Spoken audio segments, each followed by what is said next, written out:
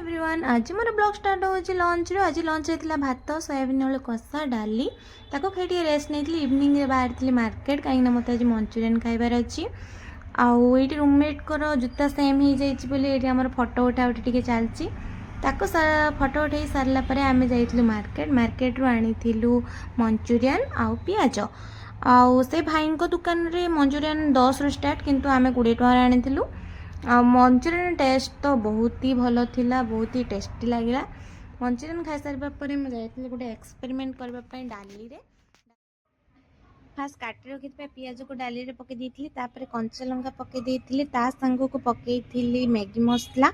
ताकू सब गुड़े सारा पर टिके आमर कुरकुरे भाई क्रंची रही पकई टिके चाउल गुंड कहीं मोर बेसन सरी जाता आपन पाखे बेसन जो यूज करेंगे बेसन पकड़ा द्वारा टी भल हुए तापर तेल गरम कर दी से बरा को पके देकी छाणी नहीं मोर टिके पचपच होता कहीं मोर बेसन नाला से जहाँ भी हो टेस्ट भल था निजे बन टेस्ट भल हेनी केमी जहाँ भी हो प्लेट चार चटा सफा कर देजी निजे बन जेहेतु पूरा सब खाई एत कष्ट बनई से आपड़ यहाँ घर निहाती ट्राए करेंगे एतिक रोचे देखा नेक्स्ट ब्लॉग रे।